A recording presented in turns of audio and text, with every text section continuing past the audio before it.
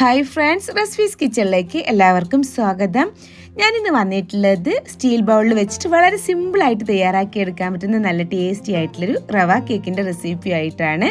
നമുക്കത് തയ്യാറാക്കിയെടുക്കാൻ വേണ്ടിയിട്ട് മുട്ടയോ ബീറ്ററോ ഓവനൊന്നും വേണ്ട കേട്ടോ. വളരെ സിമ്പിളായിട്ട് തയ്യാറാക്കിയെടുക്കാൻ പറ്റുന്ന നല്ലൊരു ടേസ്റ്റി ആയിട്ടുള്ളൊരു കേക്കിൻ്റെ റെസിപ്പിയാണ്. അപ്പോൾ എന്തായാലും എല്ലാവരും ഇതുപോലെ ഒന്ന് ട്രൈ ചെയ്ത് നോക്കണേ. ട്രൈ ചെയ്ത് നോക്കി നിങ്ങൾക്ക് നല്ല ഇഷ്ടമാവും. ട്രൈ ചെയ്ത് നോക്കിയതിന് ശേഷം ഫീഡ്ബാക്ക് കൂടെ എന്നെ അറിയിക്കാൻ മറക്കരുത്. അതുപോലെ വീഡിയോ കണ്ടുകൊണ്ടിരിക്കുമ്പോൾ നിങ്ങൾക്ക് ഇഷ്ടമാണെന്നുണ്ടെങ്കിൽ ആ ലൈക്ക് ബട്ടൺ ഒന്ന് ക്ലിക്ക് ചെയ്യാൻ മറക്കരുത്. ചാനൽ സബ്സ്ക്രൈബ് ചെയ്തിട്ടില്ല എന്നുണ്ടെങ്കിൽ ഒന്ന് സബ്സ്ക്രൈബ് ചെയ്ത് സപ്പോർട്ട് ചെയ്യാനോടെ മറക്കരുത് കേട്ടോ. അപ്പോൾ എങ്ങനെയാണ് ഇത് തയ്യാറാക്കിയെടുക്കുന്നത് എന്നുള്ളത് നോക്കാം.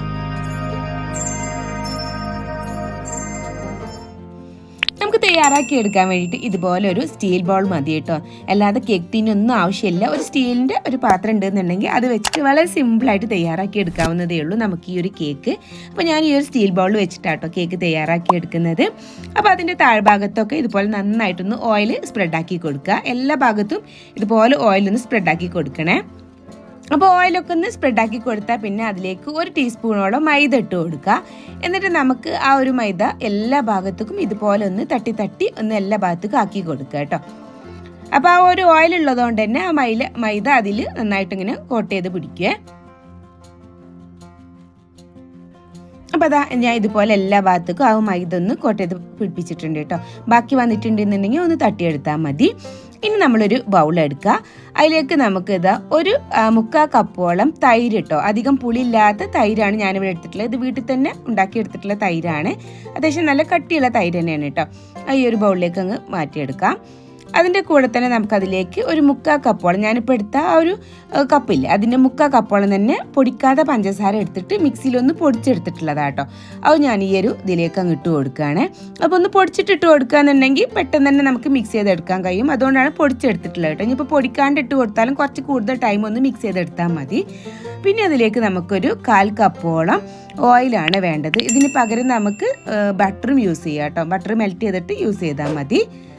ഇനി ഇതെല്ലാം കൂടെ നന്നായിട്ട് ഇതുപോലെ ഒന്ന് മിക്സ് ചെയ്തെടുക്കാം.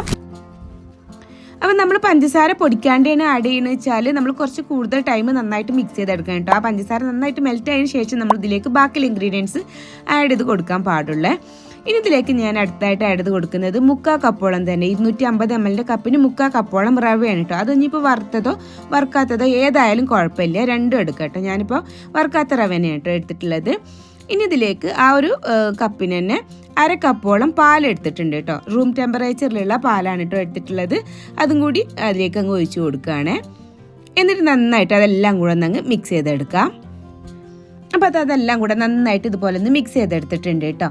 ഇനി നമുക്ക് ഇതൊരു 10 മിനിറ്റോളം ഒന്ന് റെസ്റ്റ് ചെയ്യാനായിട്ട് വെക്കണം. അതെന്തിനാ വെച്ചാൽ ആ റവൊക്കെ ഒന്ന് നന്നായിട്ടൊന്ന് കുതിർന്ന് വരാൻ വേണ്ടിയിട്ടാണ് നമ്മളിത് 10 മിനിറ്റോളം ഒന്ന് റെസ്റ്റ് ചെയ്ത് വെക്കുന്നത്. അതിന് ശേഷം എങ്ങനെയാണ് ബേക്ക് ചെയ്തെടുക്കുന്നത് എന്നുള്ളത് നോക്കാം. അപ്പോഴേക്ക് നമുക്ക് ഇതൊക്കെയുള്ള ഡ്രൈ ഇൻഗ്രീഡിയൻസ് ഒന്ന് മിക്സ് ചെയ്തെടുക്കാനുണ്ട് കേട്ടോ. അപ്പോൾ അതാ ഞാൻ 250 ml കപ്പിന് 1/2 കപ്പോളം മൈദ കേട്ടോ എടുത്തിട്ടുള്ളത്. ആ ഒരു 1/2 കപ്പോളം മൈദ നമുക്ക് ഇതിലേക്ക് അങ്ങ് ഇട്ട് കൊടുക്കാം. പൗഡറും കൂടെ ആഡ് ചെയ്ത് കൊടുക്കുന്നുണ്ട്.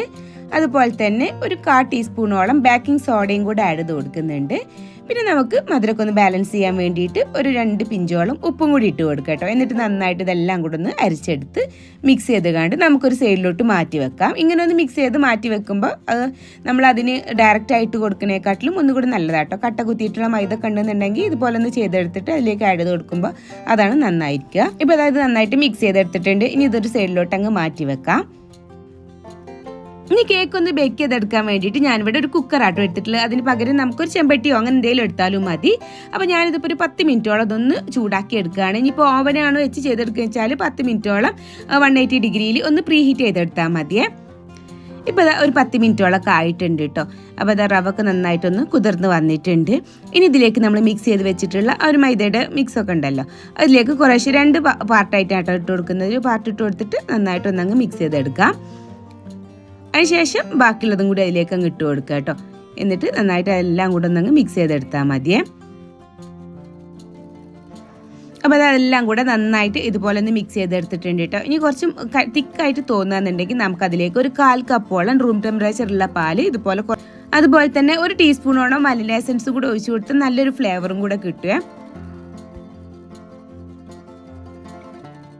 അപ്പോൾ അതാ ബാക്കിയുള്ള പാലും കൂടി അതിലേക്ക് ഒഴിച്ചു കൊടുക്കുന്നുണ്ട് കേട്ടോ. നന്നായിട്ട് എന്നിട്ട് മിക്സ് ചെയ്തെടുക്കാം.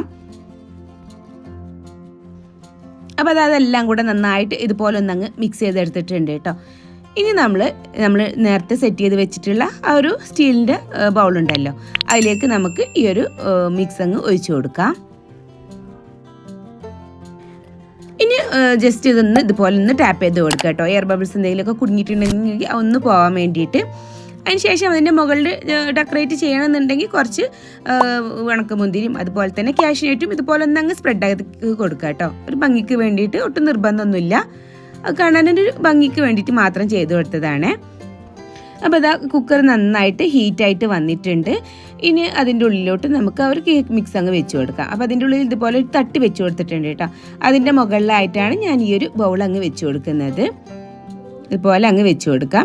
അപ്പോൾ കുറച്ച് കൂടുതൽ ടൈം നമുക്കിതൊന്ന് ബേക്ക് ചെയ്താണ് എടുക്കണമെന്നുണ്ട് കേട്ടോ. നോർമലായിട്ട് കേക്ക് ബേക്ക് ചെയ്യുന്നതിനെക്കാട്ടിലും കുറച്ച് കൂടുതൽ ടൈം എടുക്കുന്നുണ്ട്. ഒരു 45 മിനിറ്റോളം വേണ്ടി വരും കേട്ടോ നമുക്കിതൊന്ന് ബേക്കായിട്ട് വരാൻ. അപ്പോൾ ഞാൻ ഇതുപോലെ അങ്ങ് ലോക്ക് ചെയ്ത് കൊടുത്തിട്ടുണ്ട്. ഇനി 1 മിനിറ്റോളം ഫുൾ ഫ്ലെയിമിലിട്ടിട്ട് ബാക്കി ടൈം നമുക്ക് എന്ത് ചെയ്താൽ മതി, സിമ്മിലോട്ട് മാറ്റിയാൽ മതി കേട്ടോ. അങ്ങനെയാണ് ചെയ്തെടുക്കുന്നത്. അപ്പോൾ ഫുൾ ഫ്ലെയിമിലിട്ട് പിന്നെ അങ്ങ് തീ കുറച്ചിടുകയാണേ. ഇപ്പോൾ അതാ 45 മിനിറ്റൊക്കെ ആയിട്ടുണ്ട്. മുകളിൽ കൂടെ ഒക്കെ എയർ ഇങ്ങനെ പോകുന്നുണ്ട് കേട്ടോ. അപ്പോൾ നമ്മൾ കേക്ക് ഏകദേശം ബേക്കായ പോലെയാണ് തോന്നുന്നത്. അപ്പോൾ നമുക്ക് ഇതൊന്ന് തുറന്ന് നോക്കിയിട്ട് ഒരു ടൂത്ത് പിക്കോ അല്ലാന്നുണ്ടെങ്കിൽ സ്ക്വയർ എന്തെങ്കിലും യൂസ് ചെയ്തിട്ട് ഒന്ന് ഡിപ്പ് ചെയ്ത് നോക്കാം കേട്ടോ, വേവായിട്ട് വന്നിട്ടുണ്ടോ എന്നുള്ളത്. അപ്പോൾ അതാ ഇതിലൊന്നും ഒട്ടിയിട്ടൊന്നും വരുന്നില്ല കേട്ടോ. ഇതുപോലെ നല്ല പെർഫെക്റ്റ് ആയിട്ട് കിട്ടിയിട്ടുണ്ട്. അപ്പോൾ നമുക്ക് ഇതൊന്ന് ഇതിൽ നിന്ന് മാറ്റിയെടുക്കാം. എന്നിട്ട് ഫുള്ളായിട്ട് തണുത്ത് വന്നതിന് ശേഷം നമുക്ക് ഇതിൽ നിന്ന് കേക്ക് മാറ്റിയെടുത്താൽ മതിയേ. അപ്പോൾ അതാ കേക്ക് നന്നായിട്ട് പൊങ്ങി വന്നിട്ടുണ്ട്, അതുപോലെ തന്നെ തണുത്ത് വന്നിട്ടുണ്ട് കേട്ടോ. തണുത്ത് വരുന്നതോട് കൂടിയിട്ട് തന്നെ അതിൻ്റെ സൈഡിൽ നിന്നൊക്കെ ഇങ്ങനെ വിട്ട് വരുന്നുണ്ട്, അല്ലേ, സൈഡൊക്കെ ഇങ്ങനെ വിട്ട് വന്നിട്ടുണ്ട്. ഇനി നമുക്ക് ഒരു നൈഫോ അങ്ങനെ എന്തെങ്കിലും യൂസ് ചെയ്തിട്ട്, ഒരു പാരറ്റ് നൈഫോ എന്തെങ്കിലും യൂസ് ചെയ്തിട്ട് സൈഡൊക്കെ ഒന്ന് വിരിയിച്ച് കൊടുക്കാം. അതിനുശേഷം നമുക്കൊരു പ്ലേറ്റിലോട്ട് അങ്ങ് മാറ്റിയെടുത്താൽ മതിയേ. അപ്പോൾ അതാ കേക്ക് ഞാനൊരു പ്ലേറ്റിലോട്ട് മാറ്റിയെടുത്തിട്ടുണ്ട് കേട്ടോ. നല്ല പെർഫെക്റ്റ് ആയിട്ടുള്ള, നല്ല ടേസ്റ്റി ആയിട്ടുള്ള ഒരു അടിപൊളി കേക്കാണ്, ഉണ്ടല്ലേ, നല്ല പെർഫെക്റ്റ് ആയിട്ട് തന്നെ കിട്ടിയിട്ടുണ്ട്. ഇനിയിപ്പോൾ സ്റ്റീൽ ബൗളാണെന്ന് വിചാരിച്ചിട്ട് നമുക്ക് അതിൽ നിന്ന് അടർത്തി എടുക്കാൻ പറ്റാത്ത ബുദ്ധിമുട്ടോ അങ്ങനെ ഒന്നുമില്ല. നല്ല പെർഫെക്റ്റ് ആയിട്ട് ആർക്കും വളരെ ഈസി ആയിട്ട് ഒരു സ്റ്റീലിൻ്റെ ബൗൾ ഉണ്ടെന്നുണ്ടെങ്കിൽ ചെയ്തെടുക്കാൻ പറ്റുന്ന നല്ല സിമ്പിളായിട്ടുള്ളൊരു റവയുടെ കേക്കാണ്. അപ്പോൾ ഇനി നമുക്കിതൊന്ന് കട്ട് ചെയ്ത് നോക്കാം, ഇതിൻ്റെ ഉൾഭാഗമൊക്കെ എങ്ങനെയുണ്ട് എന്നുള്ളത്. അപ്പോൾ അതാ നമുക്ക് വളരെ ഈസി ആയിട്ട് കട്ട് ചെയ്തെടുക്കാൻ പറ്റുന്നുണ്ട് കേട്ടോ. ഉള്ളൊക്കെ നല്ല സോഫ്റ്റ് ആയിട്ട് നല്ല പഞ്ഞി പോലുള്ള കേക്കായിട്ട് തന്നെ വന്നിട്ടുണ്ട്. നമ്മളിതിൽ മുട്ടൊന്നും യൂസ് ചെയ്തിട്ടില്ല, അതൊന്നും ഇല്ലാതെ തന്നെ നല്ല പെർഫെക്റ്റ് ആയിട്ടുള്ള കേക്ക് നമുക്ക് ഉണ്ടാക്കിയെടുക്കാൻ പറ്റും കേട്ടോ. ഉണ്ടല്ലേ, നല്ല സോഫ്റ്റ് ആയിട്ടുള്ള കേക്കാണ്, കഴിക്കാനും നല്ല ടേസ്റ്റാണ് കേട്ടോ. അപ്പോൾ ഇതുപോലെ സിമ്പിളായിട്ട് തയ്യാറാക്കി എടുക്കാനും പറ്റും. ഇനിയിപ്പോൾ കേക്ക് ടിന്നൊന്നും ഇല്ലയെന്ന് വിചാരിച്ചിട്ട് കേക്ക് ഉണ്ടാക്കാതിരിക്കൊന്നും വേണ്ട കേട്ടോ. നമുക്കൊരു സ്റ്റീൽ ബൗൾ ഉണ്ടെന്നുണ്ടെങ്കിൽ ഈസി ആയിട്ട് ആർക്കും ചെയ്തെടുക്കാവുന്നേ ഉള്ളൂ. അപ്പോൾ എന്തായാലും എല്ലാവരും ഇതുപോലെ ഒന്ന് ട്രൈ ചെയ്ത് നോക്കണേ. ട്രൈ ചെയ്ത് നോക്കിയതിന് ശേഷം ഫീഡ്ബാക്ക് അറിയിക്കാൻ മറക്കരുത്. അപ്പോൾ ഇൻഷാ അല്ലാ ഇനി മറ്റൊരു വീഡിയോ ആയിട്ട് വരുന്നവരേക്കും ബായ്, താങ്ക് യു, അസ്സലാമു അലൈക്കും.